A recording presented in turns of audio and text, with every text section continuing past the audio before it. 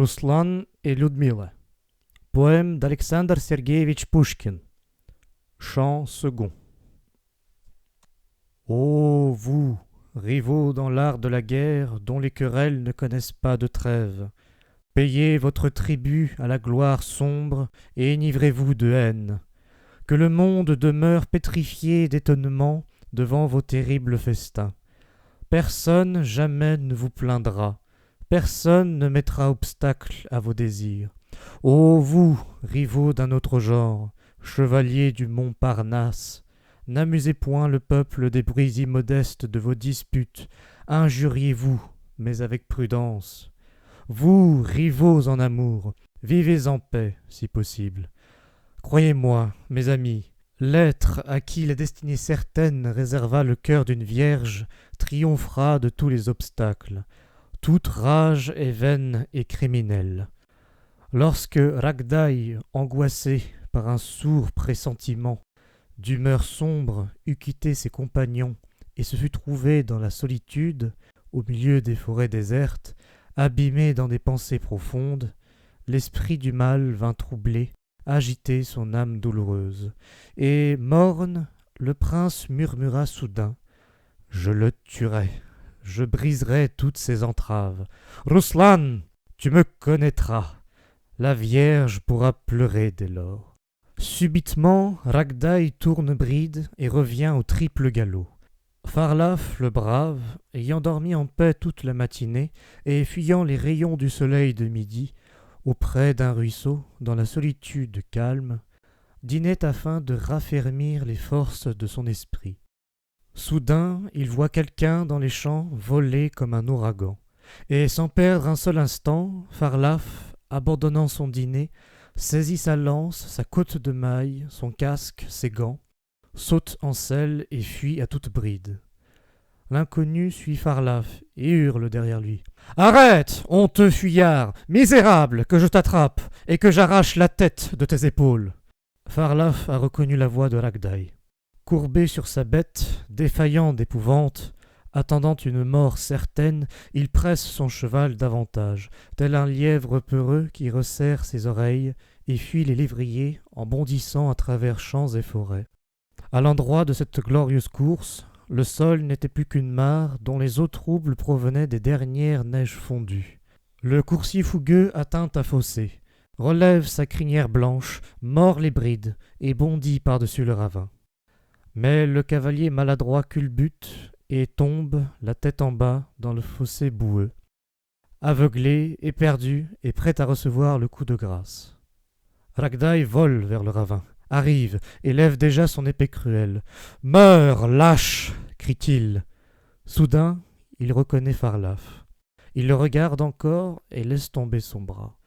Le dépit, la surprise, la rage se lisent sur son visage. Silencieux, grinçant des dents, notre héros, tête basse, s'éloigne rapidement, étouffant de colère, mais aussi se moquant presque de lui-même.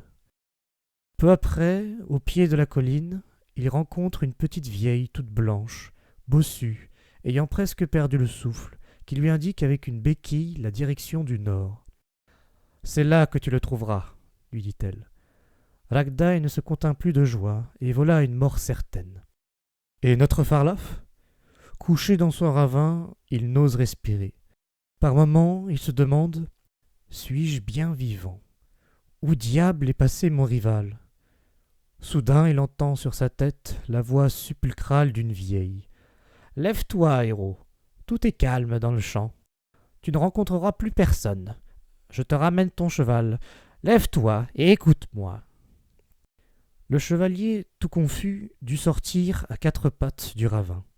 Après avoir examiné timidement les lieux, il pousse un soupir et murmure, confiant « Je suis sain et sauf. Dieu soit loué !» « Crois-moi, » continua la vieillarde, « il est fort difficile de retrouver Lyudmila. Elle a fui trop loin. Pas plus que moi tu ne pourrais la sauver. Il est dangereux de courir ainsi le monde, et tu n'en éprouveras aucune joie. Suis mon conseil. Va, retourne donc chez toi. Près de Kiev, dans la solitude de tes domaines héréditaires, vis loin de tout souci. Lyudmila ne sera pas perdue. » Elle dit et disparut. Notre sage héros prit immédiatement le chemin du retour, oubliant aussitôt et la gloire et la jeune princesse, cependant que le bruissement le plus léger des feuilles, le moindre vol d'une mésange, le murmure d'un ruisseau, le faisaient frémir de peur et d'épouvante. Pendant ce temps, Ruslan traverse les régions lointaines, forêts profondes et plaines solitaires. Dans sa pensée constante, il pense vers Ludmilla, son amour, son bonheur, et se dit « Retrouverai-je mon ami ? Où es-tu, épouse de mon âme ? Reverrai-je ton clair regard ? Pourrais-je réentendre ton langage si tendre ? Ou fut-il écrit qu'éternel esclave d'un sorcier tu vieillirais, vierge triste dans une sombre prison ? Ou encore un rival insolent viendrait-il ? Non, non, trésor sacré, je tiens encore mon épée fidèle, et ma tête est solide sur mes épaules. » Le jour décline. Notre prince longe le bord rocailleux, escarpé d'un fleuve. Tout s'endort. Soudain, derrière lui, il entend le brusque sifflement d'une flèche, le hennissement d'un cheval et le bruit de son galop sur la terre sourde. « Halte là !» crie une voix de tonnerre.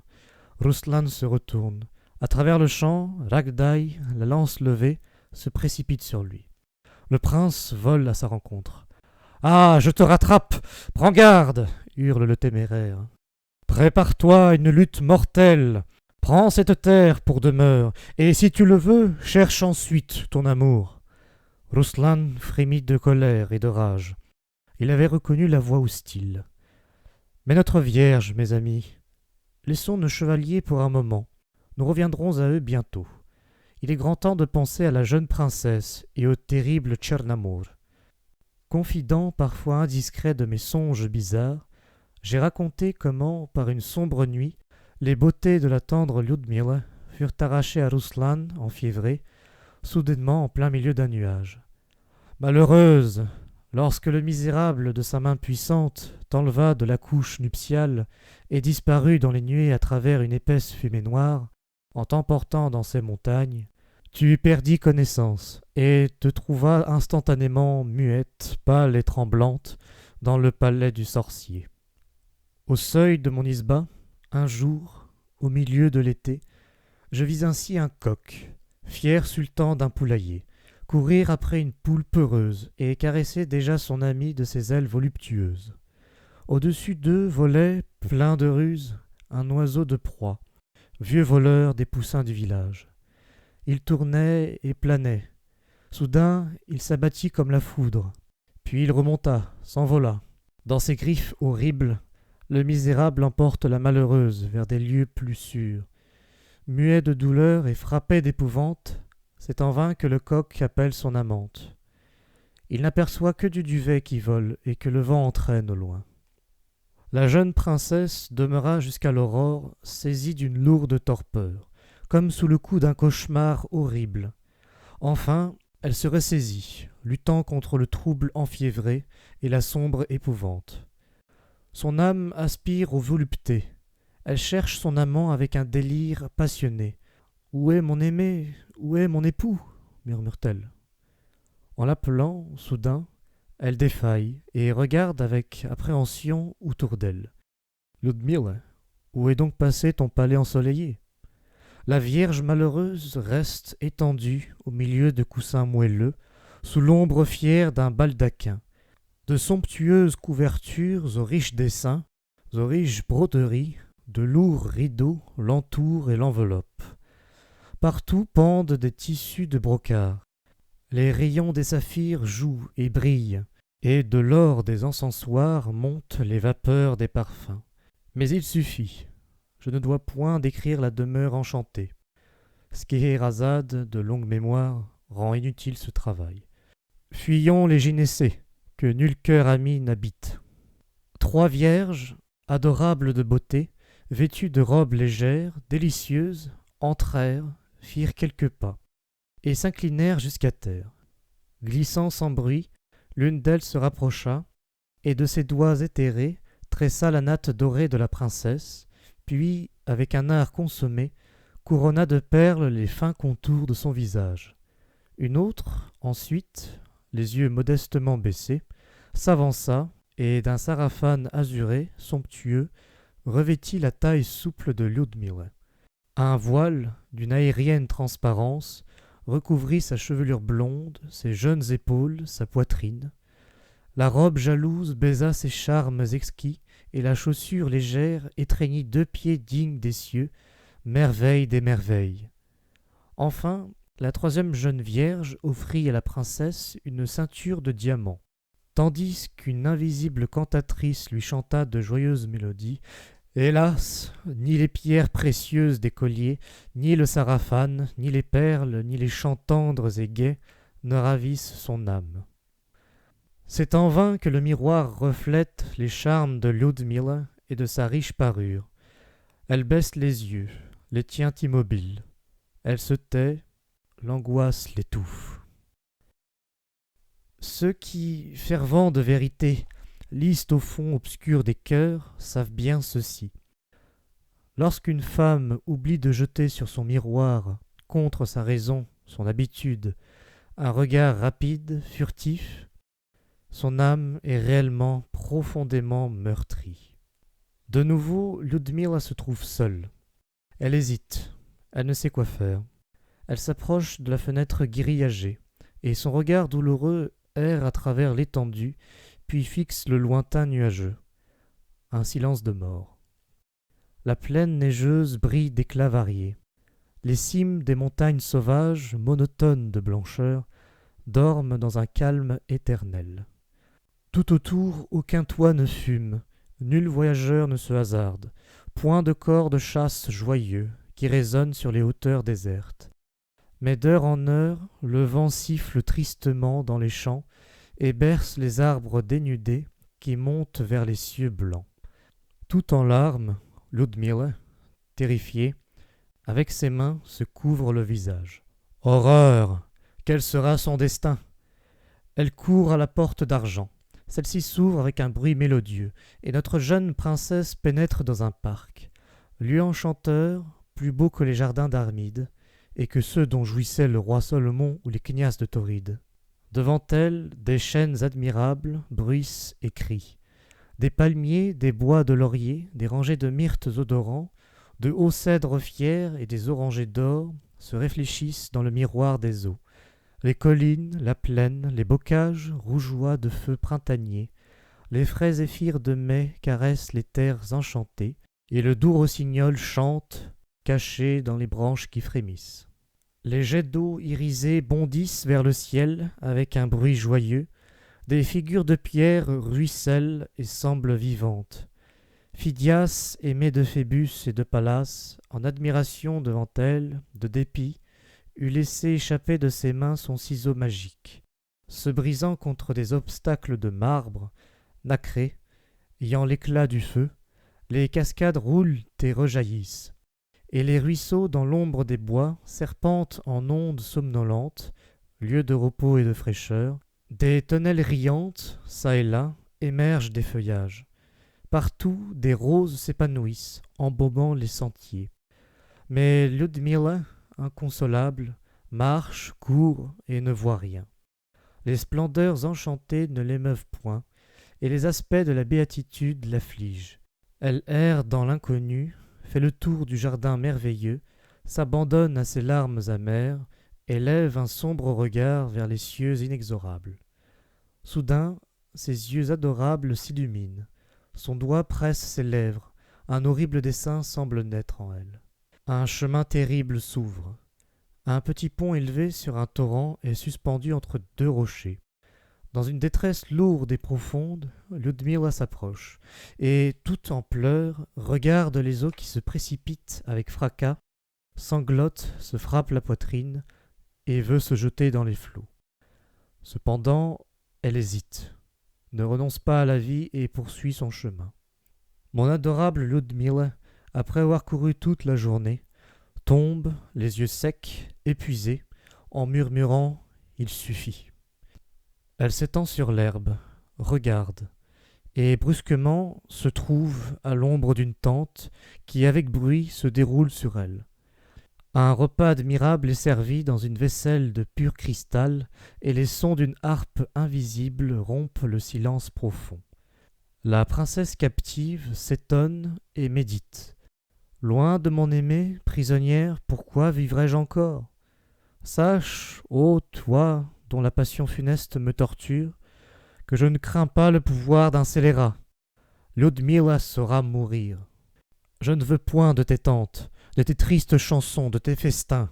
Je refuse de manger, d'entendre. Je périrai dans ces jardins. La princesse se lève, et subitement, la tente, la vaisselle luxueuse, les sons de la harpe, tout s'évanouit. Le silence revient. De nouveau, seule, dans les jardins, Ludmilla erre de bocage en bocage, cependant que, dans les cieux azurés, nage Phébé, reine des nuits. La brume de toutes parts descend et recouvre les collines. Le sommeil s'empare de la princesse, irrésistiblement. Lorsqu'une force mystérieuse, plus tendrement qu'un souffle printanier, la soulève dans les airs, la porte vers son appartement et la dépose prudemment, au milieu des parfums des roses vespérales, sur la couche de douleur, la couche des larmes. De nouveau, 3 vierges parurent immédiatement, et s'agitèrent autour d'elle et lui enlevèrent pour la nuit sa robe somptueuse. Leur regard triste et inquiet, leur silence contraint, trahissaient une compassion secrète et un cri réprimé, impuissant contre le destin. Mais hâtons-nous.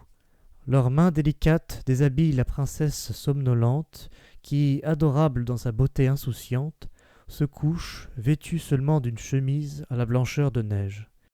Les vierges s'inclinent en soupirant, s'éloignent d'un pas rapide et ferment la porte doucement.